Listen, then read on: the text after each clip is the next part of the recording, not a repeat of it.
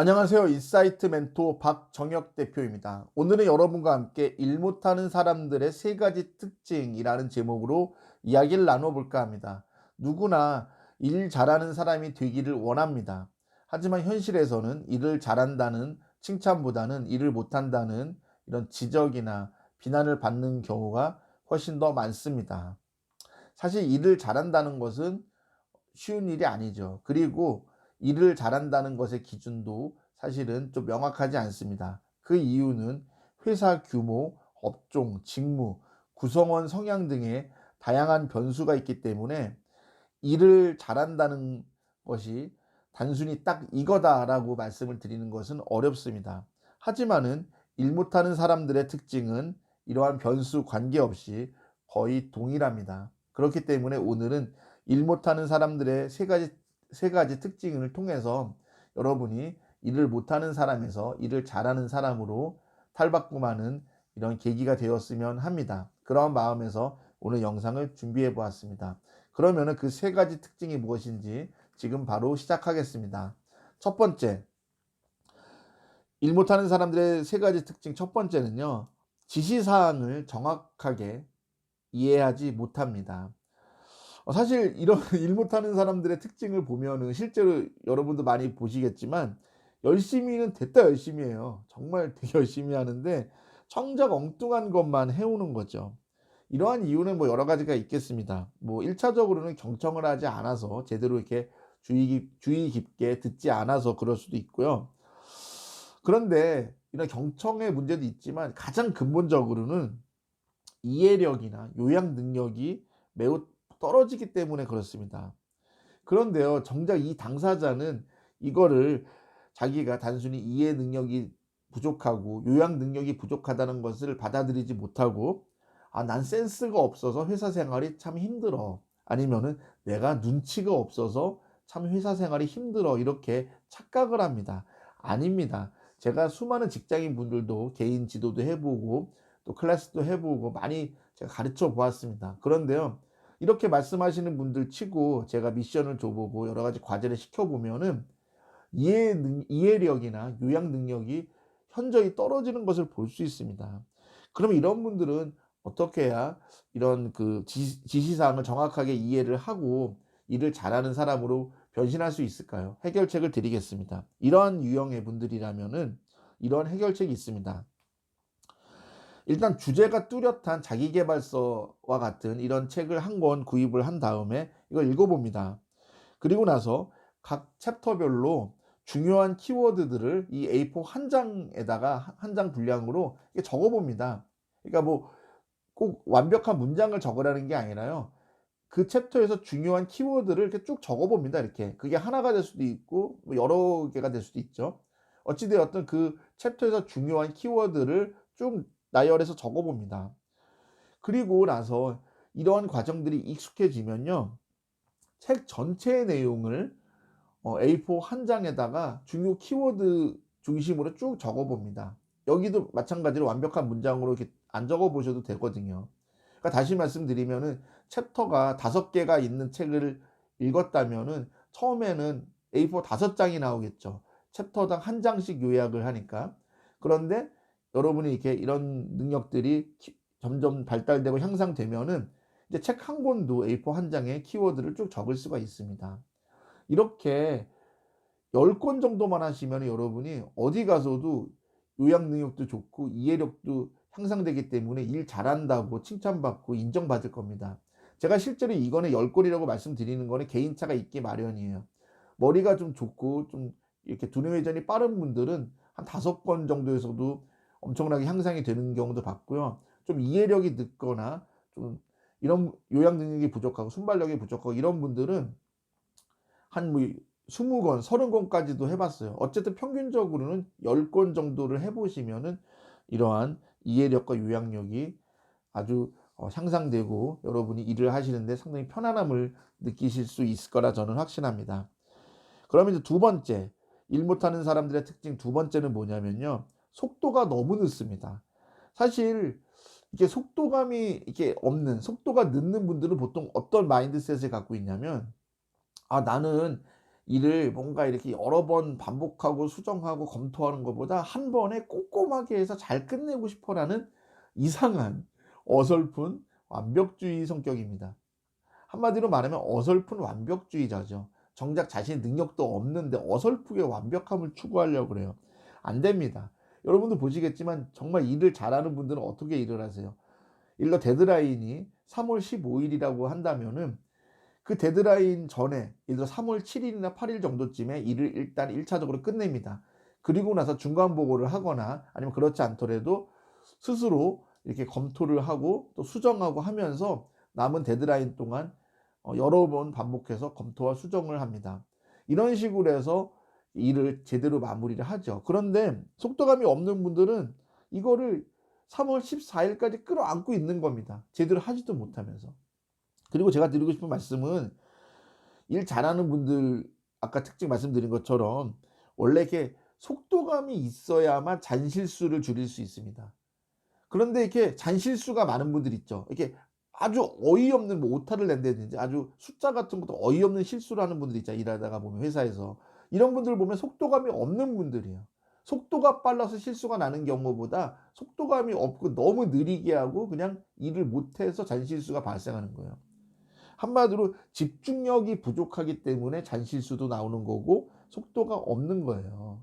그러니까 여러분 착각하시지 말았으면 좋겠어요. 내가 꼼꼼하게 그냥 오랜 시간 동안 끌어안고 본다고 실수가 줄어드는 게 아니라 오히려 속도감 있게 집중력 있게 단기간에 일을 끝내고 그리고 시간 여유를 둔 다음에 검토하고 수정하는 이런 방식으로 가셔야 여러분이 일을 잘할 수 있습니다.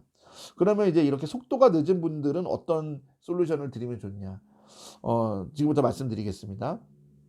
일단 일을 할 때는 최대한 딴짓 안 하고 일에만 집중을 하는 것이 중요합니다. 그리고 방금 말씀드린 것처럼 어설픈 완벽함을 버리고 일단 일을 빨리 끝내보는 이런 좀 시도나 노력을 해보시는 게 중요하고요.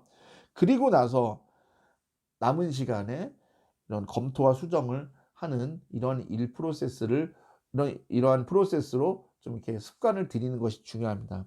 그리고 추가적으로 제가 드리고 싶은 솔루션이 이겁니다. 평소 말이나 행동을 20% 정도 빨리 하는 이런 노력을 해보는 게 필요합니다. 왜냐하면 이렇게 어설픈 완벽주의자나 속도감이 없는 분들 보면은 평소에 이렇게 말이나 행동이 되게 이렇게 느리고 굼떠요. 뭐 예를 들어서 뭐 지적받으면 난 괜찮아 막 이래요. 말할 때 여러분 느낄 거예요. 막 답답이 뭐 이러죠. 여러분도 정말 그래요. 이런 사람들이 어설픈 완벽주의자고 속도감도 안 나고 그러니까 주변 사람이 일하기도 힘들고 또 당사자도 힘들어요. 난 열심히 하는데 꼼꼼하게 하는데 왜 이렇게 나만 혼내지? 이런다고요. 그러니까 이런 분들은 말도 의도적으로 좀 힘차고 속도감 있고 빠르게 그리고 행동을 하거나 걸을 때도 조금 더 20% 정도 좀 빨리 걷고 요런 것만 하셔도 속도감이 많이 붙습니다. 그러니까 이런 속도도 현대 사회에서는 아주 중요한 능력이고 특히 같이 남들과 함께 협업을 해서 일을 하는 이런 회사 생활, 직장 생활 이런 데서는 아주 중요한 능력입니다. 그러면 이제 마지막 세 번째 일을 못하는 사람들의 특징 마지막 세 번째 특징은 뭐냐면요. 커뮤니케이션 능력이 심각하게 떨어집니다. 이거 여러분 정말 공감하시고 많이 느낄 겁니다. 우리가 일을 한다는 거는 여러분이 뭐 이공계 출신이든 예체능 출신이든 뭐 문과 출신이든 어떠한 전공을 하셨더라도 일을 한다는 거는 결국 자신과 다른 사람들 간의 커뮤니케이션의 그 모든 과정이라고 할 수 있습니다. 한마디로 일이란 뭡니까라고 물어본다면 나와 다른 사람 간의 커뮤니케이션이다. 이렇게 정의를 하셔도 무방합니다.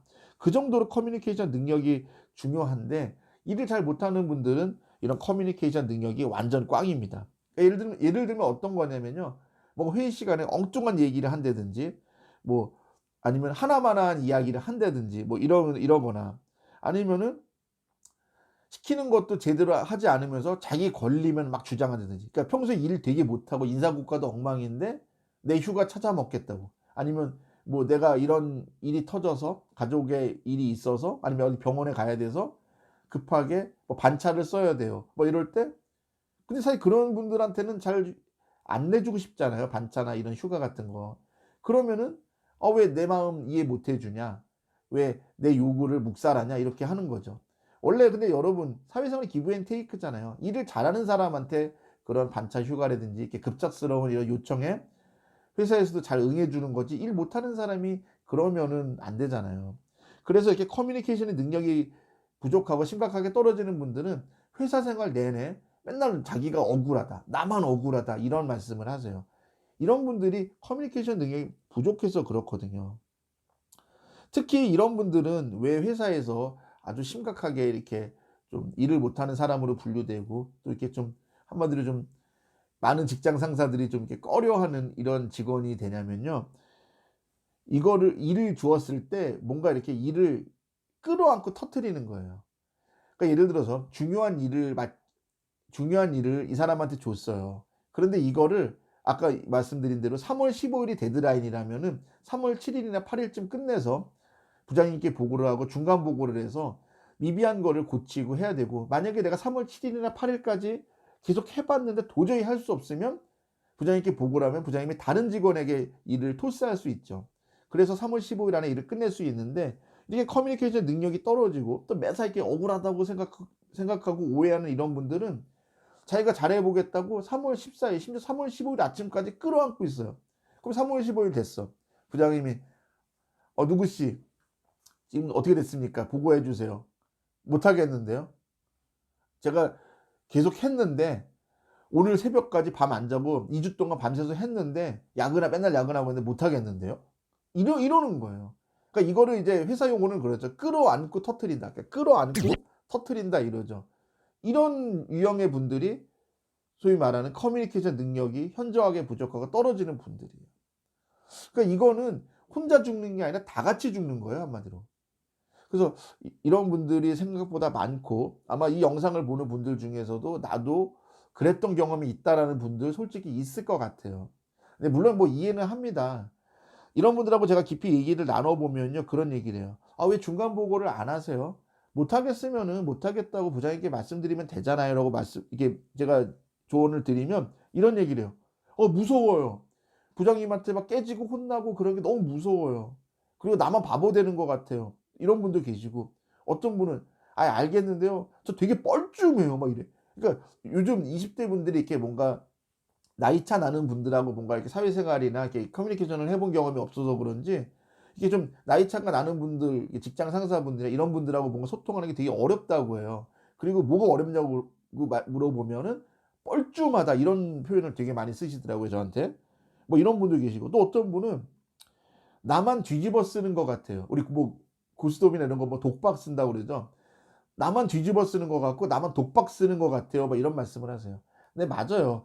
때로는 억울하게 그럴 수도 있고 내가 잘못 안 했는데 보고하는 내가 뭔가 꾸지람을 듣거나 지적을 받거나 독박을 쓸 수도 있어요. 하지만은 그런 거 무서워서 여러분이 커뮤니케이션을 안 하거나 중간 보고를 안 하거나 이러면 정말 여러분 혼자 죽는 게 아니라 여러분 부서, 더 나아가서는 회사 전체에 엄청난 피해를 이렇게 끼치게 됩니다. 그렇기 때문에 커뮤니케이션 능력은 단순히 무슨 뭐 말빨이 좋다 이런 말이 아니라 회사 생활하는데 아주 중요한 능력입니다. 그러면 이렇게 커뮤니케이션 능력이 좀 부족한 분들은 어떤 솔루션이 있을까요? 제가 지금부터 말씀드리겠습니다. 조금 전에도 말씀드린 것처럼 일을 잘하든 못하든 중간 보고하는 습관이 필요합니다. 여러분이 중간 보고만 잘하셔도 돼요. 일을 잘하지 못하더라도 중간 보고만 확실히 해줘도 대부분의 회사는 여러분을 내치지 않습니다. 근데 내쳐지는 경우가 어떤 경우냐면은 일을 잘하고 못하고를 떠나서 중간 보고를 안 해요. 이러면 안정감이 없는 거예요. 불안한 거예요. 이 사람과 같이 일하는 게 불안한 거예요. 중간 보고를 하는 습관이 필요합니다. 그리고 아까 뭐 뻘쭘하다 이런 말씀 드렸죠. 여러분 이렇게 가끔 이제 직장 상사분들 중에서 커뮤니케이션 능력이 떨어져서 이렇게 지시사항을 명확하게 이렇게 못 내리는 분이 있어요. 그냥 서류 몇 개 던져주고 알아서 이렇게 해봐. 알았지? 내 말 알지? 뭐 이렇게 하는 분들이 있어요. 그러다 보니까 지시사항을 이해를 못한 채 일을 하는 경우가 많거든요. 이럴 경우에는 명확하지 않다면 질문을 해서라도 분명하게 내가 이해하고 알고 넘어가셔야 됩니다. 그리고 아까 이제 억울함, 그리고 나만 당하는 것 같고 이런 거 말씀드렸죠. 제가 드리고 싶은 말씀은 억울하고 서운한 일을 당할지라도 이거를 억지로 다른 사람이나 직장 상사에게 납득하려 들지 마세요. 시간이 지나면 여러분이 그러지 않았다는 거 다 밝혀지고 다 해결됩니다. 결국 시간이 지나면 해결이 됩니다. 그러니까 억지로 항변하거나 억지로 납득시키지 않았으면 좋겠습니다. 이것도 사회생활에 아주 중요한 꿀팁입니다. 그리고 마지막으로 이런 스킬을 좀 여러분이 공부를 하시고 스스로 노력을 해 보셔야 됩니다. 항상 현명하게 말을 하는 노력을 해 보셔야 되고, 이왕이면은 다른 사람들의 기분을 상하지 않게 하는 이런 뭔가 화법, 이런 대화의 스킬, 이런 것들을 스스로 많이 터득을 하시고 연습해 보는 이런 훈련이 필요합니다. 이걸 여러분, 제가 이 말씀을 드리는 정말 근본적인 이유, 그리고 또 커뮤니케이션 능력을 왜 마지막에 두었을까요? 제가 이런 말씀 드리면 분명히 여기서 이렇게 질문하신 분들이 있거나 이렇게 받아들이신 분도 있어요. 아니, 알겠는데 나는 아양 떨기 싫어, 남의 비위 맞추기 싫어라고 착각하십니다. 아닙니다. 이게 왜 비위 맞추는 거고 왜 아양 떠는 겁니까? 아닙니다. 여러분이 옳다는 걸 증명하기 위해서라도, 그리고 여러분이 능력 있는 사람이라는 걸 인정받기 위해서라도 커뮤니케이션 능력은 잘하셔야 돼요. 이거를 회사에서 배우지 못하면 여러분이 프리랜서를 하시든 사업을 하시든 실패할 수밖에 없어요. 여러분이 프리랜서나 사업으로 나서면은 커뮤니케이션을 더 잘해야 돼요. 근데 직장에서 커뮤니케이션 못하는 사람이 어떻게 사업이나 프리랜서에서 잘합니까? 그렇지 않다고요. 그러니까 이거를 내가 자존심이 상하는, 무슨 남한테 무슨 뭐 아양을 떨고 아부하고 비위 맞추는 것, 이렇게 생각하시면 안 됩니다. 저는 여러분의 성공을 위해서 말씀드린 겁니다. 여러분을 지적하기 위해서, 여러분을 혼내기 위해서 말씀을 드리는 게 아니라고요. 그러니까 커뮤니케이션 능력이 업무 능력이나 여러분의 이런 지식 뭐 이런 것보다도 못지않게 중요하다는 말씀을 드립니다. 제가 준비한 영상 여기까지입니다. 오늘 영상이 마음에 드셨다면은 좋아요와 구독 꼭 부탁드립니다. 다음에 더 좋은 영상으로 인사드리겠습니다. 고맙습니다.